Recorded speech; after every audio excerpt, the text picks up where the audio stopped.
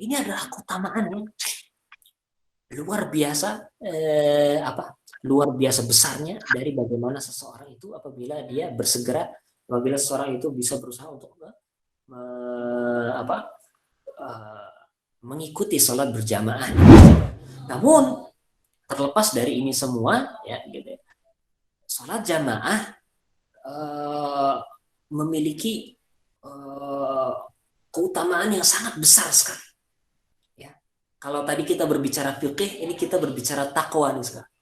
Kalau berbicara masalah takwa, maka sholat jamaah ini ya menjadi salah satu tanda pembeda antara orang-orang munafik dan juga orang-orang yang benar-benar beriman. Ya.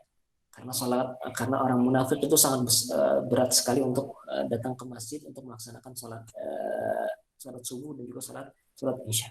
Ya karena di dua sholat tersebut orang itu nggak kelihatan waktu itu karena gelap. Jadi kalau karena nggak kelihatan akhirnya ya udah mereka mencoba untuk tidak datang ke masjid.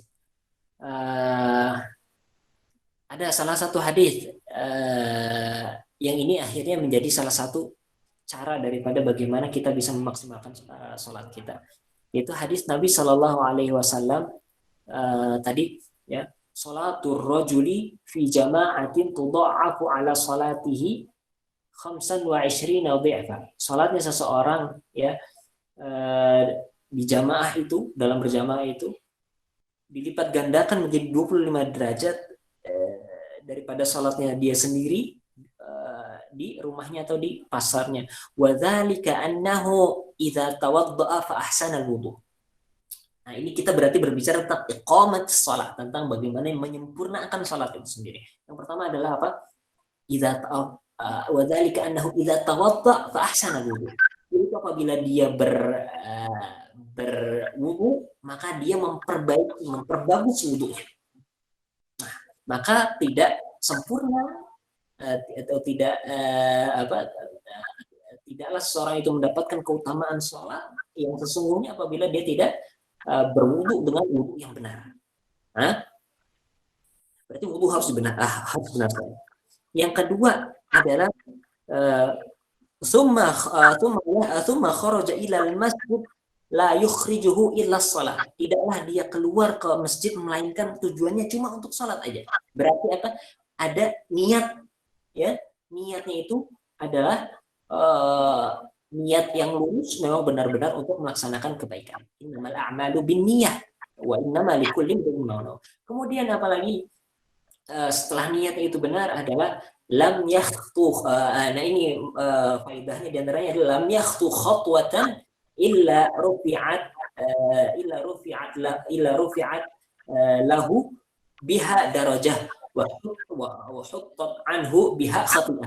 Tidaklah dia itu melangkah melainkan diangkat setiap langkahnya itu satu derajat dan dihapus satu keburukan setiap satu langkah. Kemudian apa lagi?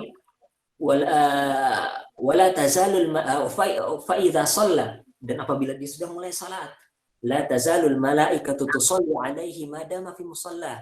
Nah, kalau dia mulai salat maka tidaklah malaikat itu melainkan apa? Dia terus-terusan untuk apa?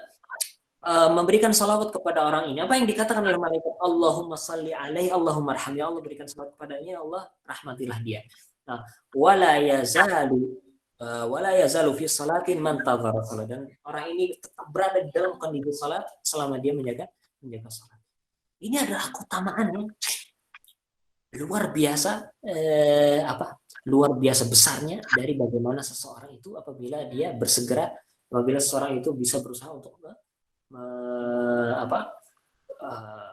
mengikuti sholat berjamaah di masjid bersama dengan kaum muslimin. Semakin besar jamaahnya, semakin besar pula pahalanya. Namun di era pandemi seperti ini, ketika seseorang sudah tidak bisa, maka paling nggak sholat tadi di rumah-rumah kita, paling nggak sholat di rumah-rumah kita.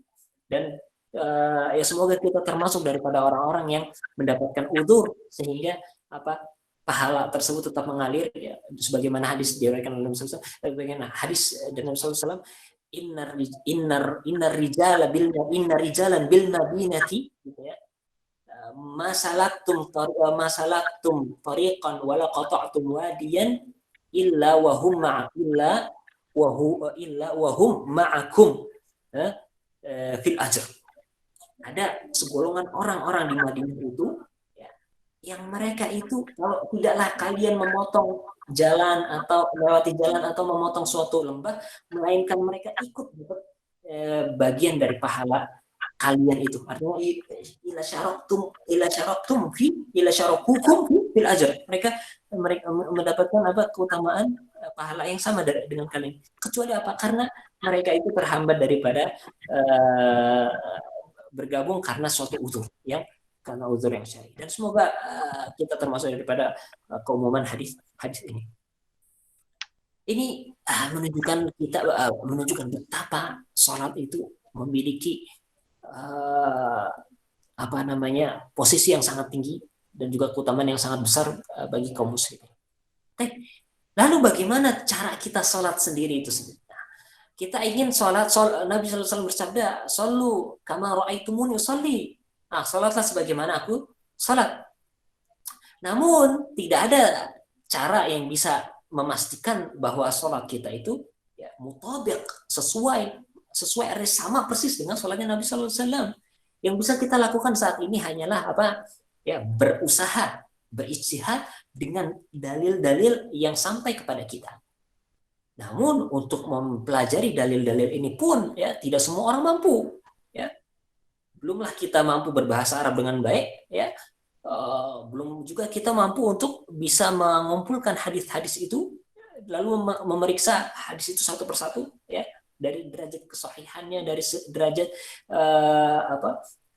penerimaannya di antara para ulama. Dan juga bagaimana tafsir-tafsir dan athar-athar yang lainnya, maka menjadi jalan yang sangat susah bagi kita untuk bisa menuju ke sana. Namun para ulama dari zaman ke zaman, dari masa ke masa, ya mereka telah bersungguh-sungguh memeriksa dalil-dalil ini, memeriksa masadir ini, sumber-sumber hukum ini, sehingga merangkumnya menjadi gerakan sholat yang praktis yang bisa kita lakukan di zaman seperti ini. Ya, karenanya penting bagi kita untuk belajar madhab, karena ya dengan kita belajar madhab, khususnya belajar madhab sholat, madhab para ulama, madhab misal di negeri kita, madhab Syafi'i. Ya, kita belajar madhab Syafi'i untuk belajar bagaimana sholat adalah semata-mata bukan karena kita ingin taklid buta atau tidak, namun kita menggunakan suatu jalan, suatu wasilah yang mana para ulama itu mereka berkhidmat untuk beramal jama'i gitu ya, untuk sehingga bisa ya mencapai kepada suatu pemahaman yang utuh dalam menjalankan ibadah. Karena kalau misalnya seseorang itu ingin beribadah mengandalkan apa yang kemampuan dirinya saja, lalu dia langsung terjun kepada lautan Al-Quran dan As-Sunnah, ini sesuatu yang sangat susah, ya, sesuatu yang membutuhkan tentunya kemampuan yang di luar rata-rata. Apalagi kalau cuma bersandar kepada terjemahan saja. Di antara lalu bagaimana dengan sholat? Sholat kayak perkataan rukun, perkataan wajib sunnah ini belum ada di zaman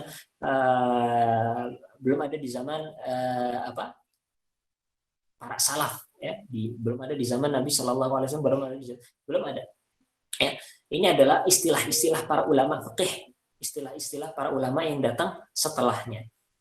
Dalam rangka apa? Kenapa akhirnya mereka merumuskan istilah-istilah ini? Yaitu untuk membedakan ya tentang mana perbuatan-perbuatan di dalam sholat. Misalnya kita ambil contoh dalam sholat, mana perbuatan-perbuatan di dalam sholat yang kalau nggak sah sholatnya, yang kalau misalnya dia ditinggalkan maka bisa ditambal dengan sujud sahwi, atau yang kalau ditinggalkan tidak mengapa. Ini pentingnya dari seorang itu mengetahui ya mana rukun, mana syarat, mana ya ab'ad, mana hay'ah, ya, dan lain sebagainya.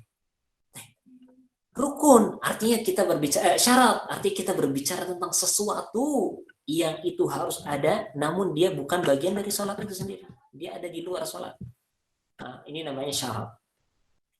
Maka seseorang itu untuk sempurna ibadahnya tidak mungkin bisa sempurna, melainkan dia harus memenuhi syarat ini. Yang pertama adalah dia suci, gitu ya, bebas dari hadas besar atau hadas kecil. Hadas besar dengan berwudu, hadas kecil dengan berwudu, hadas besar dengan mandi. Kalau tidak ada keduanya, tidak ada air, maka dengan tayamum. Kemudian suci badannya dan juga tempatnya dan juga pakaiannya daripada najis ain, ya, terlihat, ya, daripada najis atau juga najis yang muqaddarah, ya, najis yang tidak terlihat. Ini juga harus bersih dari situ. Yang ketiga adalah, ya, mengetahui waktu sholat, ya, mengetahui waktu sholat. Yang keempat adalah menutup aurat. Nah, yang kelima, ya, yang kelima adalah mengetahui tadi apa, bersih, suci, bersih, menghadap kiblat, mengetahui waktu sholat, apa,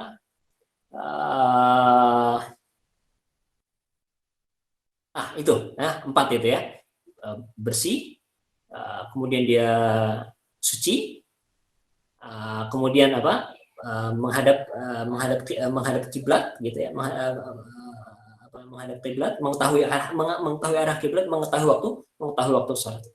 Ini adalah syarat seseorang itu sah untuk sholatnya. Kemudian dia mulai dengan melaksanakan ibadah sholat itu sendiri. Para ulama di sini berbeda-beda pendapat, berbeda dalam penyebutannya, namun intinya sama saja sebenarnya. Dalam menghitung jumlah rukun, ada yang mengatakan 14, ada yang mengatakan 17, ada yang mengatakan 13. Mana? Intinya adalah perbedaannya hanya di permasalahan tumak ninah, ya, permasalahan. Namun apa saja itu rukunnya? Yang pertama adalah takbiratul ihram. Yang pertama adalah niat. Yang pertama adalah niat. Permasalahan niat, maka niat sholat itu posisinya adalah di dalam hati. Dia adalah, ya, rukun. Posisinya ada di dalam hati. Di dalam niat sholat haruslah disertai oleh, kalau misalnya sholat itu sholat yang fardu, maka haruslah mencakup 3 aspek. Yang pertama adalah perbuatan sholat tersebut, saya berniat untuk sholat. Yang kedua adalah fardunya, ada jenisnya, apakah itu sholat fardu atau sholat sunnah, gitu. Yang ketiga adalah sholatnya itu sholat apa? Apakah waktu sholat zuhur, ataukah sholat qadha, ataukah sholat sholat maghrib, gitu ya, atau sholat yang lain. Ini adalah yang harus ada di dalam niat. Nah, dan niat ini harus ada ketika seseorang itu mulai takbiratul ihram. Kalau misalnya seseorang itu tidak menghadirkan niat ini di dalam hatinya ketika takbiratul ihram, maka tidak sah salatnya. Karena itulah akhirnya para ulama, ya, bahkan sebagian besar, gitu ya, mengatakan bahwa talafun, mengucapkan niat itu hukumnya adalah mustahab atau dianjurkan. Kenapa?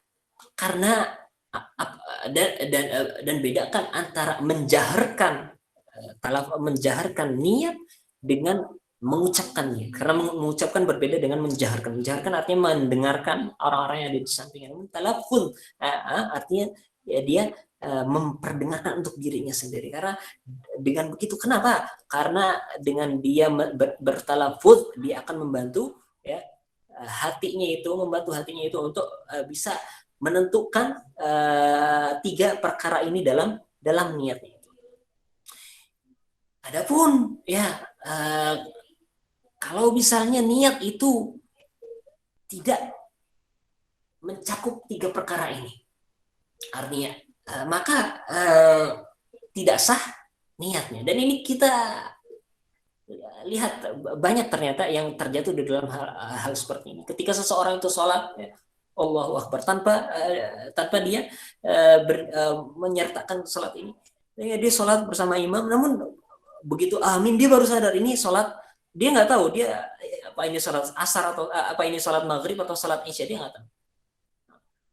Dalam kondisi seperti ini tidak sah sholatnya. Atau misalnya dia juga tidak tahu apakah ini sholat sunnah apa sholat wajib. Nah, ini juga tidak sah sholatnya. Sehingga untuk membedakan hal ini,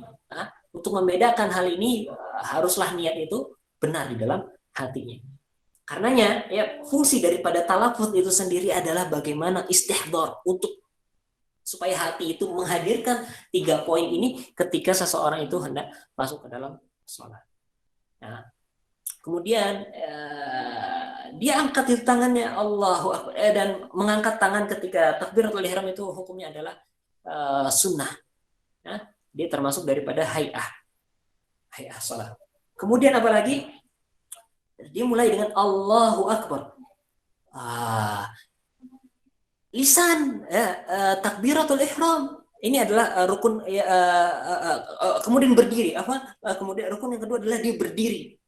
Nah, kemudian dia posisinya berdiri. Di mana posisi berdiri ini kakinya tidak terlampau lebar, tidak juga lurus, namun dia sejajar dengan bahu kita. Nah, berdiri dengan posisi bahu kita. Bagaimana posisi bagaimana posisi orang-orang sholat di dalam kondisi berjamaah? Nah, maka di situ ada anjuran untuk merapatkan shaf, dan juga meluruskan shaf. Namun di sini kita dapati orang-orang itu menjadi 2 golongan yang ekstrim. Yang pertama adalah golongan yang ingin menempelkan kakinya, sehingga dan yang satu lagi golongan yang tidak ingin ditempeli kakinya. Ya, sehingga sering kejadian gitu ya, ada yang menempelkan kakinya, yang ini bergeser, dikejar lagi, akhirnya kejar-kejaran kaki sehingga sholatnya menjadi rusak. Ini ada 2 hal yang tidak dibenarkan, dua-duanya. Adapun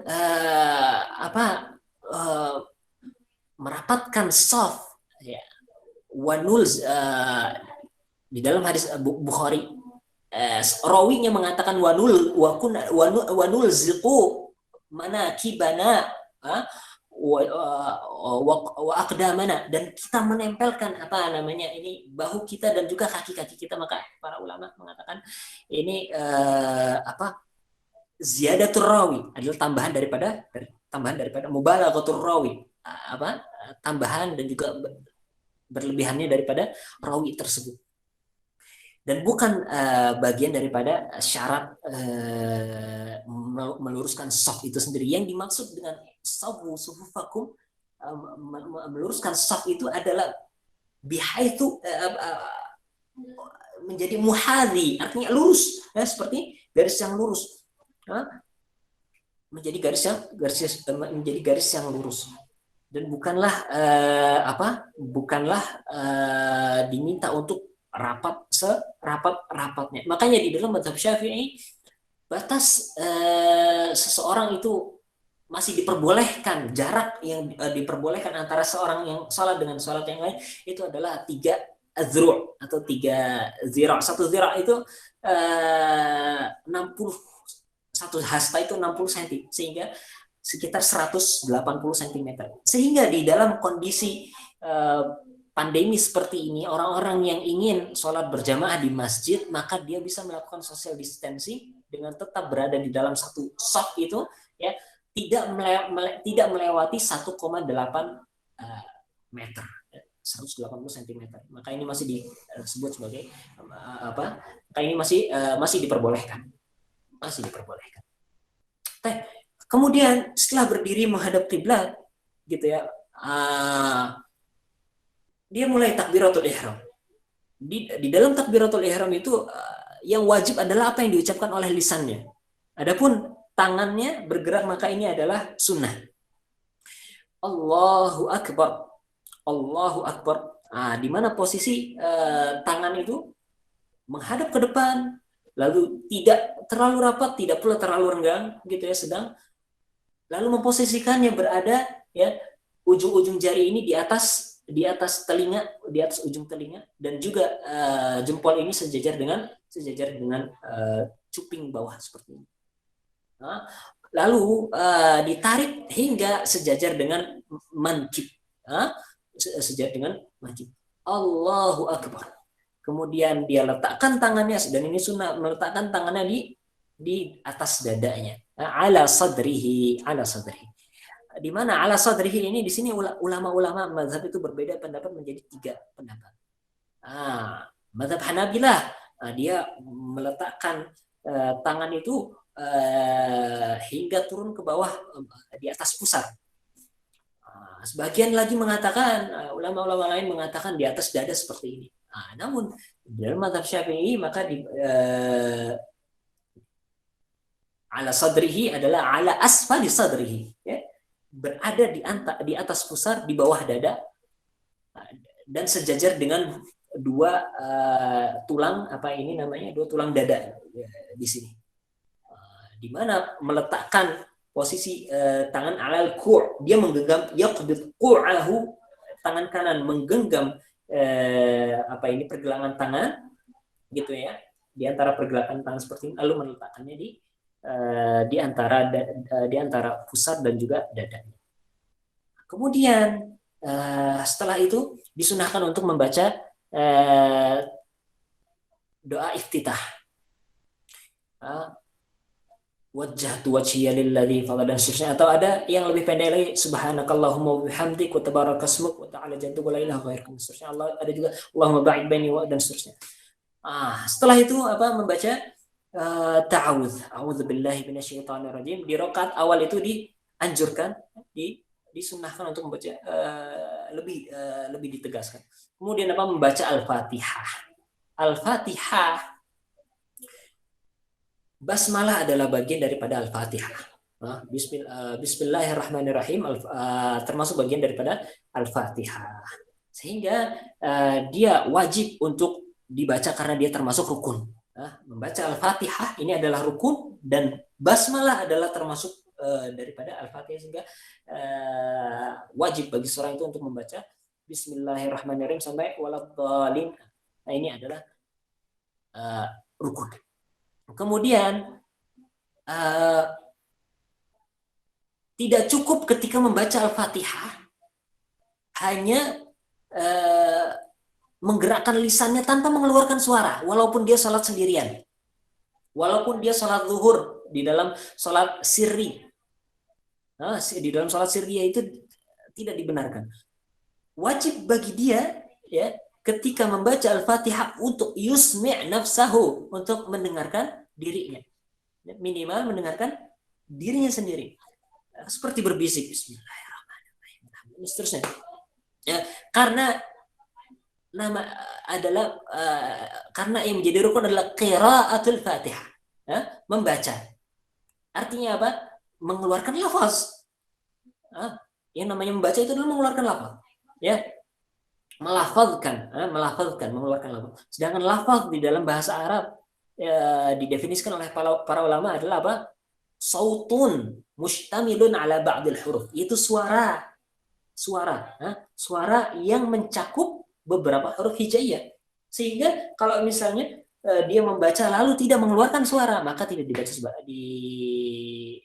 dinilai sebagai suatu bacaan, sehingga salatnya tidak sah. Salatnya tidak sah.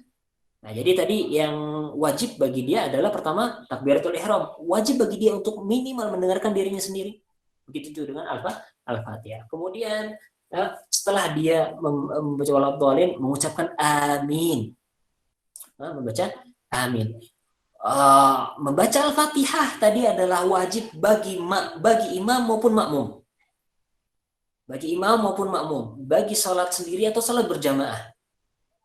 Kemudian membaca amin, di mana disunahkan untuk membacanya bersamaan dengan sang imam.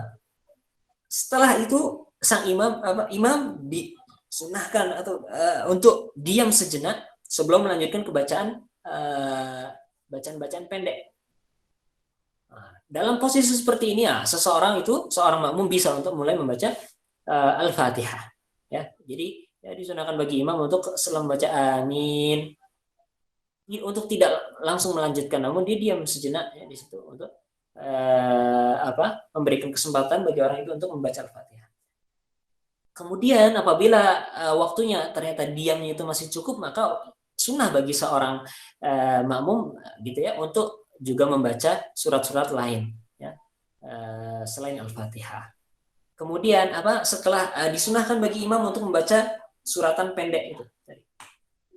Disunahkan untuk membacanya di 2 rakaat pertama di surat 2 rakaat pertama di sholat yang jumlahnya 4 atau sholat yang jumlahnya 3. Kemudian setelah itu takbir lagi, Allahu Akbar, sunnah, mengangkat tangan lagi, sunnah, ruku. Ruku ini adalah rukun yang artinya kalau tidak dilaksanakan maka tidak sah salatnya. Apa itu syarat ruku'? Syarat daripada ruku' adalah harus niat dia itu melakukan ruku' untuk ruku'. Jadi kalau misalnya seseorang ruku' namun bukan karena ingin ruku', tidak sah ruku'nya. Semisal seseorang itu melakukan ruku' namun karena handphonenya jatuh, ya handphone jatuh, udah ruku' akhirnya sekalian. Begitu handphonenya jatuh, gitu ya, dia ambil handphonenya. Maka posisi ini tidak dihitung sebagai ruku'. Atau misalnya dia takut sehingga dia takut takut hewan sehingga dia ruku', maka tidak dihitung. Namun dia harus meniatkan bahwa ruku'nya itu adalah untuk ruku', maka disinilah baru dihitung ruku'nya itu sah. Nah, kemudian syaratnya juga adalah dia itu meluruskan punggungnya dan tidak hanya menjatuhkan pundaknya. Adapun kalau misalnya seorang itu ruku dan hanya menurunkan pundaknya saja tanpa meluruskan pundaknya, maka tidak sah rukunya. Karena yang jadi patokan itu adalah pundak. Di mana dahulu Nabi Sallallahu Alaihi Wasallam itu ya ketika ruku itu pundaknya itu lurus.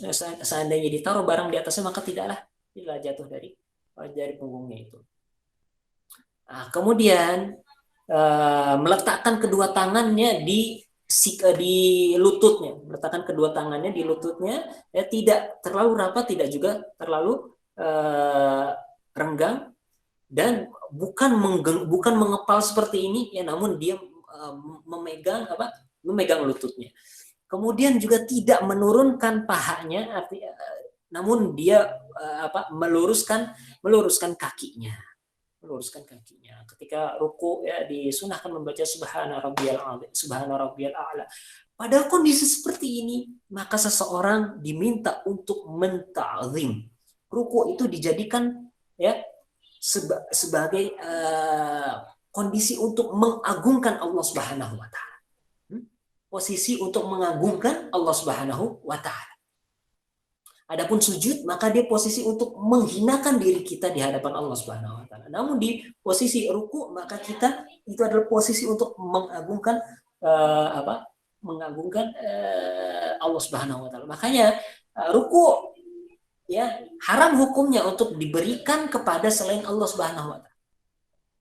Haram hukumnya untuk ruku ya memberikan penghormatan dengan cara ruku. Sebagaimana yang dilakukan oleh orang-orang Korea, orang-orang Jepang seperti itu ya, maka ini adalah perbuatan yang terlarang karena ini adalah bentuk penghormatan kepada Allah Subhanahu wa taala. Kemudian setelah seorang itu ruku, membaca subhana rabbiyal a'la wa subhana rabbiyal azim wa bihamdi subhana rabbiyal azim wa bihamdi subhana rabbiyal azim 3 kali. Kemudian dia bangkit daripada rukunya, melakukan i'tidal. Di mana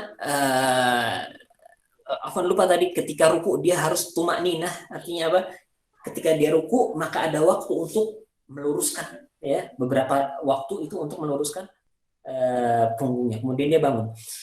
Ketika dia bangun maka dia melakukan i'tidal. Apa fungsi i'tidal? I'tidal ini adalah sebagai pemisah ya antara gerakan untuk yang mengagungkan Allah dan gerakan untuk menghinakan diri kita di hadapan Allah. Ketika orang itu bangun daripada i'tidal, ya, bangun daripada ruku, maka disunahkan untuk mengangkat tangan sambil mengucapkan sami'allahu liman hamidah. Kemudian dibaca rabbana lakal hamdu mil'us sama wa mil'ul ardh wa mil'u ma syi'ta min syai'in ba'd. Kemudian apa? Dilanjutkan dengan sujud tanpa mengangkat kedua tangan.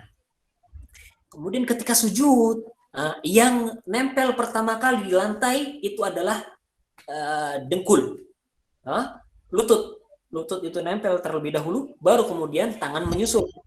Di mana ketika sujud, posisi tangan itu berada di bawah bahu kita, ya, sehingga seandainya ada barang yang terjatuh dari bahu kita, maka ya dia akan jatuh di telapak tangan kita. Ketika sujud, maka syaratnya adalah sujud itu sujud itu adalah niat dia untuk sujud, bukan karena menghindari bahaya atau bukan karena sekalian dan lain sebagainya. Namun dia sujud adalah karena dia pengen sujud, berniat untuk sujud.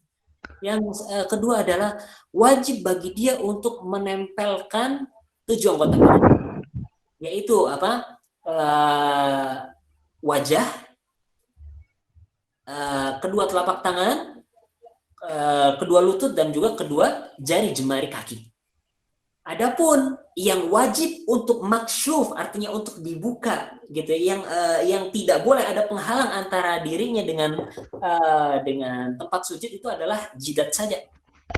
Adapun hidung, maka dia sunnah, tidak menempel, walaupun tidak menempel maka tidak mengapa. Adapun jidat, gitu ya, maka dia ini diwajibkan, ya, untuk menempel di lantai. Adapun tangan tidak mengapa seandainya dia terhalangi. Begitu juga dengan lutut ataupun kaki, sehingga tidak mengapa orang sholat menggunakan kaos kaki misalnya. Nah, yang jadi masalah adalah kepala ini. Apabila ada yang menghalanginya daripada kita bersentuhan dengan tempat sujud kita, maka dilihat apabila yang menghalangi ini adalah sesuatu yang menempel di diri kita, dengan maksud adalah seandainya kita bergerak maka benda tersebut juga bergerak. Misal kopiah ini, ya, yang mana kalau misalnya kepala saya bergerak maka benda ini juga bergerak, maka yang seperti ini tidak sah apabila menghalangi kepala kita daripada menempel di tempat sujud. Namun apabila yang menghalangi tempat bersujud kita adalah apabila kita bergerak, benda tersebut tidak bergerak, semisal ditaruh sajadah, semisal kita taruh selampai kita di bawah atau sorban kita di bawah, maka hal itu tidaklah mengapa, tidaklah membatalkan sujud kita. Assalamualaikum warahmatullahi wabarakatuh. Assalamualaikum Ustaz. Waalaikumsalam. Mohon maaf, mungkin kita terbatas waktunya. Padahal kita juga perlu ilmunya. Mungkin berikutnya kita masuk ke sesi tanya jawab ya Pak Ustadz, untuk melanjutkan mungkin bila ada yang bertanya perihal bagaimana sholat, tata cara dan sebagainya. Mungkin itu saja. Masih banyak sebenarnya gitu ya, masih banyak sekali. Namun karena juga waktu yang menghalangi kita, yang batasi kita, Allah Ta'ala, saya cukupkan di sini. Allahumma nabiyina Muhammad. Allahumma sholli. Terima kasih Pak Ustadz. Berikutnya silakan kepada teman yang ingin bertanya.